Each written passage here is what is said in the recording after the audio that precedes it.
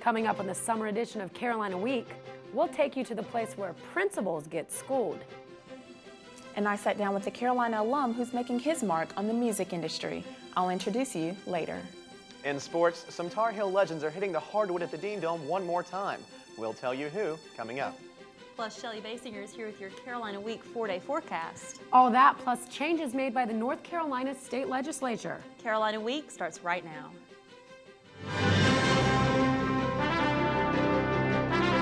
From the School of Journalism and Mass Communication at the University of North Carolina at Chapel Hill, this is Carolina Week.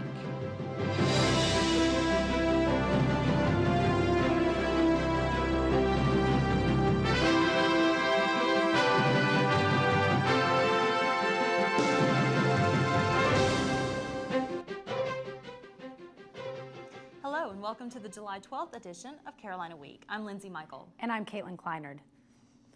More than 40 high schools across the state might be closed because of low performance.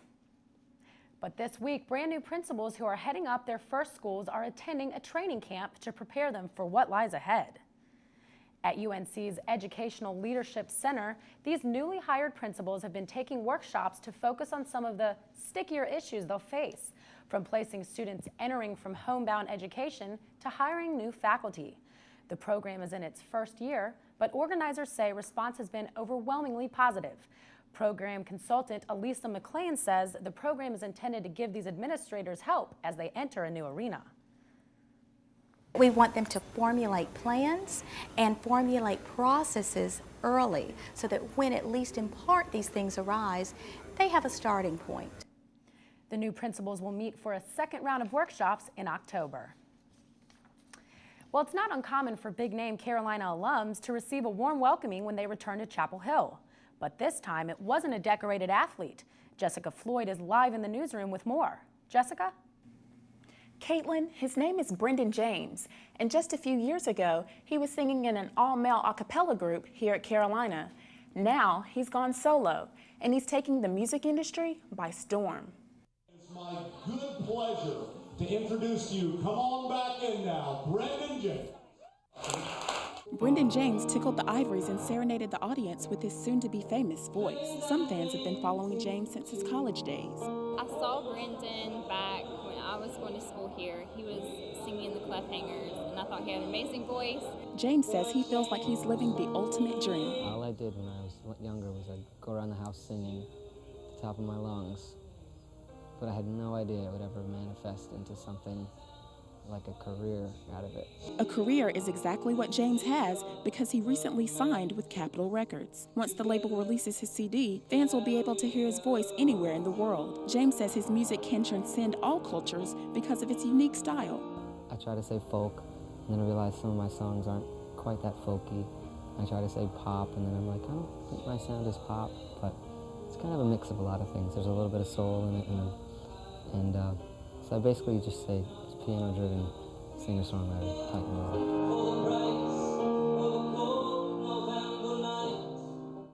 James says no matter how high his star rises, he'll never forget his Tar Heel days. I came down here not knowing anybody, in 1998, and gosh, I love this place, and so it feels so good to be back in front of that audience. And his Carolina family is glad to have him back. This is all of Manchester together to carry us on. Brendan's CD is scheduled to be released in January.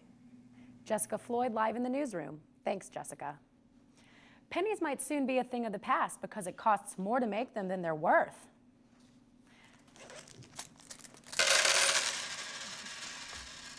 Pennies are the type of change that few people want. They're worth so little that people chuck them into fountains without thinking twice about the loss. If you're lucky, you might find a penny on the sidewalk and make a wish. And about the only other thing pennies are good for anymore is filling up a jar. But if they go, then purchases will probably be rounded up to the nearest nickel. Consumer Andrew Whitlock says that's not a problem. I know overseas that on military bases, they don't ship pennies over there. Their whole economies function on American currency, but they don't use pennies because, there's no point. It costs more to ship them than they're worth. So yeah, we're much better off without them. I think people just need to embrace change and let them go. Congress has already dropped several bills aimed at phasing the penny out. By the way, nickels also cost more to make than they're worth. And we have more bad news about the effects of cigarette smoking. New data released this week projects 1 billion people will die this century from cigarette smoking. That's 10 times more deaths than last century from smoking-related illnesses, according to World Health sources. Even though the number of smokers is declining, fatalities are on the rise due to population growth. The only sure way to prevent cancer and lung disease, stop smoking. Unfortunately, many young people think moderation is still okay. I am concerned about lung cancer, and I'm trying my best to quit. He actually doesn't smoke very much. Yeah, and I don't smoke very much, but I do enjoy it when I go out, but on a day-to-day basis, I don't smoke.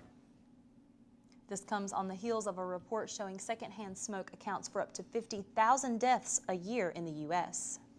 People now have a new environment-friendly way to get around town. When you see these little trikes around Chapel Hill and Carrboro, you can thank the folks at Surge, Carolina's environmental group. These bicycle taxis are called pedicabs, and fares range from $2 to $6 a person. They're like rickshaws used in India, but Chapel Hill's version is designed to reduce greenhouse gases. UNC alum Dennis Marcato Soriano started Greenway pedicabs and recalls his first ride in early July. I had a couple great people. Even though they weren't Carolina alumni, they had graduated from state. But it was great, give them a ride around town, show them all the different places that I'd been to, and they really enjoyed it. So that was, it was awesome to give. 25% of the pedicab's profits go to Surge. The group is still in need of more drivers. Go to carolinaweek.org for more information. And if those pedicab drivers get paid minimum wage, then they'll be happy with one of the many measures approved by the North Carolina State Senate on Monday. The state minimum wage will now increase by $1, rising above the federal rate. The minimum wage will now be $6.15. This is the first increase in the state's minimum wage in 9 years. That means nearly 140,000 workers will have more money in their wallets. Or does it? Some argue this legislation will put more people out of work, especially students. As of April this year, 18 states, shown in green on the map, had minimum wage rates that were higher than the federal rate. North Carolina makes 19. The Senate also decided that anyone riding in a car in North Carolina must wear a seatbelt, regardless of whether that person is sitting in the front seat or the back. Legislators passed the bill on Monday, but the law won't kick in until December 1st. The penalty is $10 for anyone who isn't strapped in. Just as he signed the $18.9 billion budget on Monday, Governor Easley must sign both the minimum wage and seatbelt laws before they can take effect at the end of this year. One of the subjects still on the Senate's agenda is whether or not North Carolina school students should have to say the Pledge of Allegiance every day. If pending legislation passes, all schools would require to make time for the pledge. However, the legislation wouldn't require that individuals recite the pledge if they don't feel comfortable for political or religious reasons. Durant Road Elementary Assistant Principal Greg Ford says although some students might choose not to participate, the pledge is part of the history curriculum taught in schools. The pledge, which of course is an outgrowth of feelings of patriotism and nationalism going back 100 years. It's part of the curriculum to teach kids what the roots and the values behind the pledge are. North Carolina doesn't outlaw the pledge and leaves the decision to each school district. Passing the bill would require all school districts to participate. Well, here's a question for you. Where have all the diving boards gone? When we come back, we'll find out why so few diving boards are around this summer.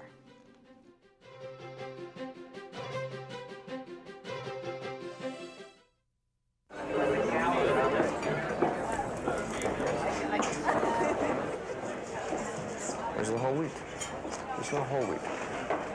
Hey, excuse me? Excuse me, sir, something wrong? Yeah, there's something wrong. You want to get me some whole wheat?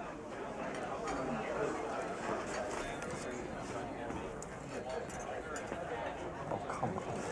Hey, hey, amigo. Hey, I asked you for whole wheat bread. This is not what I wanted. El Wheato. Sorry for the confusion. You know, that's the problem with these people. If you want to serve Americans, you got to learn to speak the language. You know what I'm saying? No, sir. I don't. Enjoy your lunch.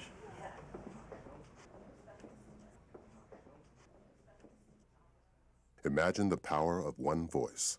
Click freedomcenter.org to find yours. You won't hear shouts of cannonball at many community pools this summer. Orange cones warn swimmers at the Chapel Hill YMCA pool that the diving blocks are off limits. Diving boards are vanishing from swimming pools across the country. Most new pools are constructed without diving boards, and the few that are around are low off the water. The presence of lifeguards and cautionary signs hasn't been enough to stem the risk of accidents and the lawsuits that follow. Executive Director of the Chapel Hill YMCA, Jerry Wharton, says diving boards are dangerous and a bother. Takes up a lot of water space that's exclusively for the diver that other recreational or lap swimming people can't use. Forbes says diving board sales have been falling ever since a Washington teenager was paralyzed attempting a dive. He won $6.6 million in a lawsuit against the trade association. And if you'd rather spend your time doing other things outdoors, you might want to be on the lookout for one small bug that can cause some serious health problems. Reporter Jerry Simmons has more. It's summertime. Many people are outdoors and at risk of being bitten by ticks. These tiny insects could be lurking in the grass waiting for you. Joshua Corbett grew up in Ivanhoe. He says people living in rural areas have to be more cautious of ticks. I'm very cautious of them. I think my level of cautiousness has been reduced since I've been living in like an urban area, but when I go home, it kind of comes back up. Fonda Notch, co-founder of the North Carolina Lyme Disease Foundation, has battled Lyme for 6 years. She says wherever you go, ticks are close. You can get them mowing the yard. You can get them on the golf course. It doesn't matter where they're at. You know, if they decide they want to get you, they will. There are several diseases transmitted by ticks, and Lyme disease is one causing quite the controversy in North Carolina. Some physicians say you can't get Lyme in this state, but numbers show otherwise. Notch knows all too well that ticks carry Lyme in this state. When I first got Lyme, even though I knew I had been bit by a tick, I took the tick with me to the physician, and the physician said, there's no way you have Lyme because there's no such thing as Lyme in North Carolina. You just have a virus. You can decrease your chance of getting a disease by removing the tick properly. To remove, you should grasp the tick with tweezers and pull straight out. Wash hands after, and always see a physician. Also, save the tick if possible by placing it in a Ziploc bag. In Chapel Hill, I'm Jerry Simmons, Carolina Week. Tick season runs from March until October in North Carolina, although bites really can occur at any time. And here are some prevention basics. Perform frequent tick checks, wear light-colored clothing, tuck your pants into your socks when you're outside, put your clothes in the dryer for 30 minutes to kill any ticks you may have missed, use insect repellent, and maintain your yard regularly. Many residents are taking advantage of the beautiful summer weather by sprucing up their lawns and gardens. However, many are paying a price for that activity. The National Academy of Sciences says global warming could cause an increase in the amount of poison ivy. Scientists believe that greater concentrations of carbon dioxide in the air will increase the rate of photosynthesis and improve water use efficiency. This would cause poison ivy plants to grow bigger and more poisonous. Allison Kiddo works at the Botanical Gardens.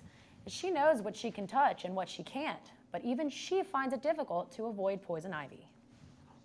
Part of my job is to maintain the trails out at Battle Park. So my coworkers and I come in contact with poison ivy pretty much every day, and a lot of times we'll come home itching.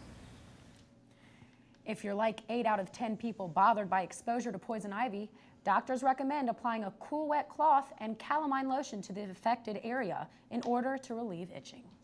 While being careful to avoid exposure to poison ivy, some people prefer to grow and eat their own food. Allison McClatt says some believe organic food is better for them than any other option. There is a variety of food choices available on UNC. Students can visit the top of Lenoir or walk down Main Street for different fast food options. But for the organic food connoisseur, there isn't much of a selection. According to the business office at Carolina Dining Services, organic food is too expensive to use in Carolina's food preparation. But what makes organic fare more expensive? Organically grown beef and produce are raised without chemicals or antibiotics and are grown locally. According to Yvonne Goodwin at Earth Fair, non-organic foods are grown under different conditions. It's been sprayed, it's been irradiated, it's been treated so that it looks better. Doesn't necessarily mean that it tastes better, and it doesn't mean that it's better for you, it just looks better. Although organic options are limited on campus, students don't have to travel far to eat organic. Several organic grocery chains, such as Weaver Street Market and Earth Fair, are located in Chapel Hill and boast a large selection of organic products. Weaver Street even offers a way to eat organic on a budget, making an organic lifestyle possible for students like Jenna Weidig. I've heard that you can volunteer at Weaver Street Market so many hours a week and you get a discount in addition to your co-op number discount, so it just makes buying organic and local food more affordable for the average person. For more information, check out Weaver Street online. In Chapel Hill, I'm Allison McClatt, Carolina Week. Organic farms are free of pesticides and artificial fertilizers. Free-range livestock isn't giving any antibiotics or hormones and eats organic feed.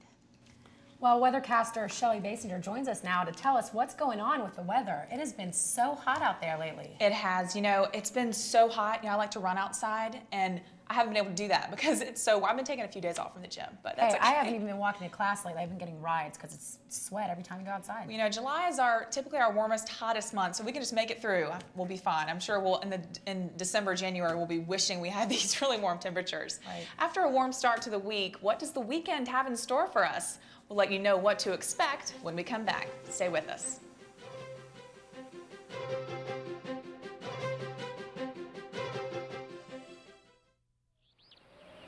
It's springtime in the forest of the black-tailed deer. The young male is feeling playful. It's time for tag. The female flicks her ears. Her way of saying, "Catch me if you can."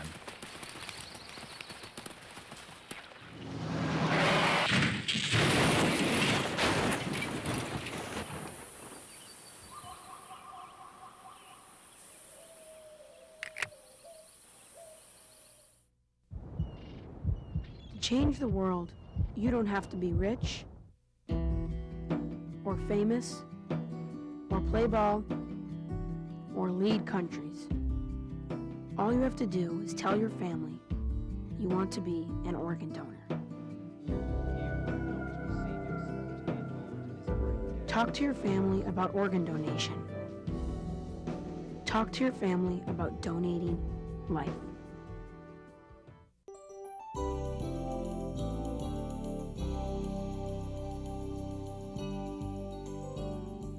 Hi, and welcome back to Carolina Week. I'm weathercaster Shelley Basinger. Hope you're staying cool as July continues to be pretty sweltering. Make sure you keep that sunblock on. For most of the country, we're seeing rain and heat. We've got a heat wave going through the Midwest, and I'm sure you can notice when you go outside, it's pretty warm here. There's also rain in the forecast. For our area, we're going to be seeing scattered thunderstorms moving through in the next week or so. Wrapping up around Thursday or Friday, we should see the clearing of those scattered thunderstorms and showers. And also average temperatures. You know, every day we think it's probably the hottest day of the summer, but actually we're pretty even. We'll look at that in a minute. Take a look at the surface map. We'll see what's going on in the country. We've got a lot going on. Now, right here, we have this high pressure system moving down from the Dakotas down through Texas. Now, what that's doing is as it rises up and expands, it's creating sweltering, scorching heat for the Midwest. In Texas, they have temperatures recorded at 105 degrees. So we're seeing 90, and that's a little bit better than 105. But over in our area, we have a low pressure system that's moving down, and it started out in Connecticut. What it's going to do is it's going to meet up with the hot and humid air we already have here, and that's going to create those scattered showers and thunderstorms that I was talking about. Let's take a look at the satellite map, and we'll see these systems again. Once you can see, the Midwest is clear, but they're seeing a lot of heat. And over on the east, this is that cold front that's moving down through our area and over the Carolinas. Right now, we have a few clouds in our area, but this will be moving down later on. In Connecticut, they actually had today, Wednesday, they had hail and really gusty winds. They had hail 3 inches in diameter. They say they haven't seen that in that area in 50 years. So that's definitely amazing itself. Moving down through our area, it's still pretty clear. And down in Florida, Miami and Fort Lauderdale are seeing some storms as well.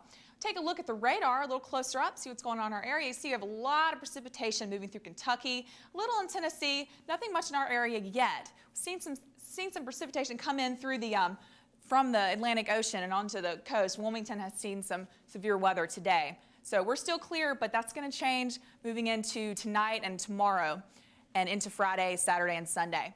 If We'll take a look at the 4-day forecast. We'll see what these temperatures are going to look like. Tomorrow, Thursday, it's partly cloudy, 90 degrees, still pretty hot outside, and a low of 72. On Friday is when it all changes, and we're going to see a 30% chance of scattered showers and thunderstorms on Friday, Saturday, and Sunday. High of 89 on Friday, low of 72. On Saturday, still that chance. 87 is the high, 70 is the low, and thunderstorms on Sunday with a high of only 83 and a low of 69. If you're headed to the beach, still going to see thunderstorms there. High of 85, low of 75, and high of 84 and low of 74 on Sunday. Headed to the mountains, high of 77, low of 62, and a high of 76 and a low of 62 on Sunday. Still not a great weekend to go either place, and pop up that July records and July averages. The high is 105, low of 48 is the record, and a high of 89 and a low of 66 is the average. So actually, when we see it's that hot outside, it's actually not that hot. We usually have it this hot, but I feel like with the humidity, sometimes you feel like it's 105 degrees. I know I do, walking up here, so. Right. Well, I'm not a big fan of thunderstorms, but I guess it'll cool the temperatures off. Anything works. Right. Okay, thanks, Shelley. Thanks, Shelley. Well, sportscaster Philip Jones joins us now, and it seems like there's a lot going on with Carolina basketball. Yeah, despite the fact that we're in the middle of summer, in the middle of their offseason, there is a lot of news, beginning with the fact that Byron Sanders has been named to the All-ACC academic team for the second time in his career. But just around the corner in sports, what would you give to see your favorite Tar Heels play in the Dean Dome one more time? When we come back, why some familiar faces will be on campus this fall.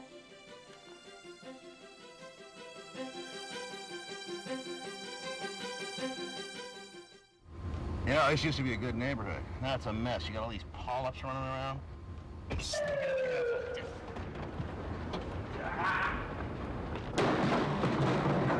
Colon cancer almost always starts with the polyp. Get the polyp early and stop colon cancer before it even starts. Where'd you think you were running to, huh? I didn't even see you guys there. Get the test, get the polyp. I want to talk to my lawyer! Get the cure. I got a phone call! Take a pop quiz with me. In what film did I feel a need for speed? What was my call sign? Who did I sit behind in the F-14? Oh, and one more question. Who does your kid sit behind in homeroom? Know what really matters. Know about your kid's school and know about your kid. Find out 100 ways to know more, do more.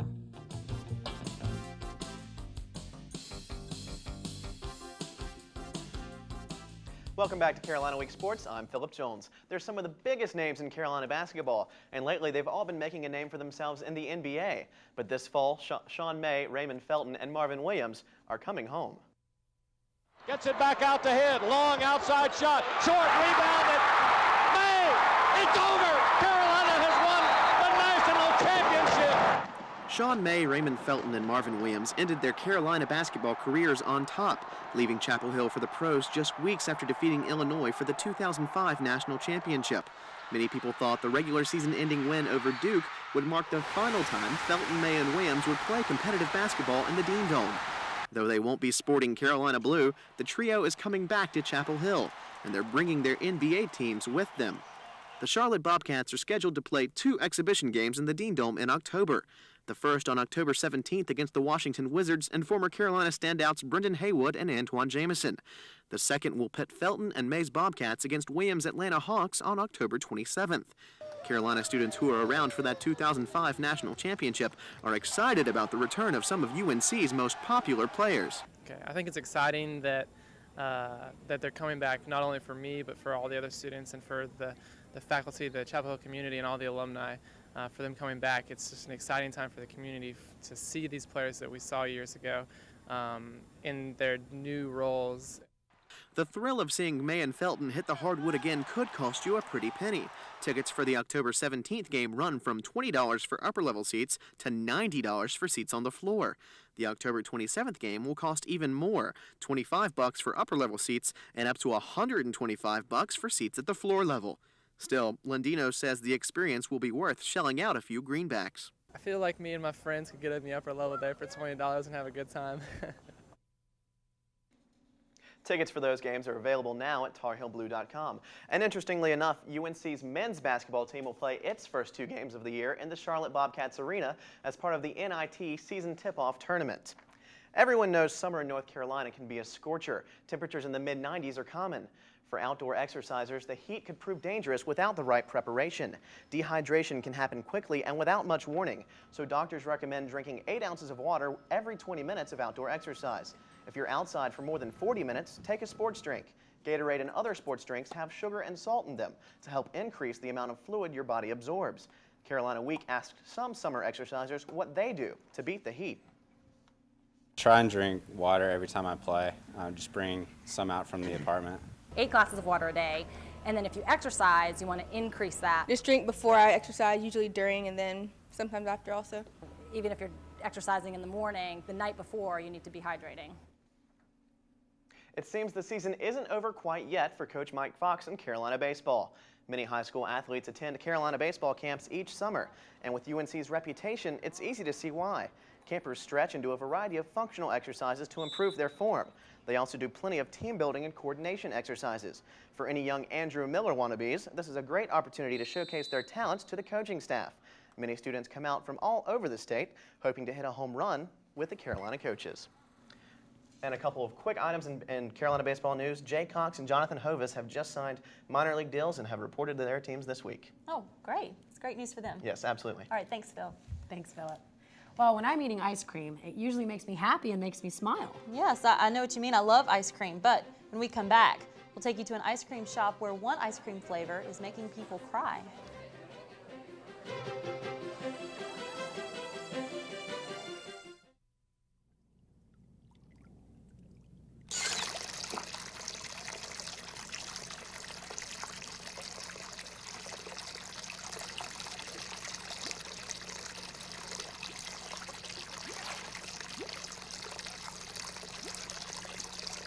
Sniffing things to get high can deprive your brain of the oxygen it needs to keep you alive.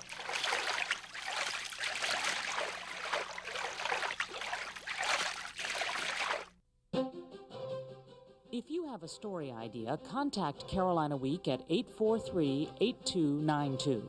You can also visit us online at carolinaweek.org. If you have questions about this program, write Carolina Week at Campus Box 3365, UNCCH, Chapel Hill, North Carolina, 27599. Well, what has sugar and spice but doesn't taste that nice? Reporter Susan Tart has the answer. This month's scoop is about Sunny Skies in Ander. It has a new ice cream flavor that's proving to be the hottest thing on the market. And by hot, I mean spicy. When it first goes into your mouth, it kind of tricks you. It's like this creamy substance. It's cold, and you really don't think it's going to be hot. Jennifer Ellis has been serving ice cream at Sunny Skies for a year. She's tried every flavor, including the new one, Cold Sweat. Your throat starts to burn as it goes down, and your stomach, oh, it wreaks havoc on your stomach. Mine burned for 2 days straight. The ice cream's so hot, you must sign your name to eat it. No one under the age of 18 is allowed to taste the product without legal guardian consent. But the waiver also says no one above the age of 30 should even attempt to sample the product. So who else can eat the ice cream? Pregnant women, people with heart diseases, and people with vision problems, to name a few. The man in the back is Scott Wilson. He's the owner of Sunny Skies and creator of Cold Sweat. He says he wouldn't even taste test the ice cream when making it. Oh no, I brought in a sampler guy. So he would try all the sauces, all the peppers, and if he didn't think they were hot enough, then those would make the cut. There were plenty of people at Sunny Skies when we visited, but not one dared to taste the spicy ice cream. So I did. And before long, it had me gasping for air and my eyes tearing up. Wilson says Cold Sweat 2 is in the works, but before you rush to be the first to try it, take heed to the waiver. What is painful going in might be painful going out. In Ander, I'm Susan Tart, Carolina Week. Wow, a waiver for ice cream. I don't know how I feel about that, but Me either. That does it for this edition of Carolina Week. Thanks for watching. Good night.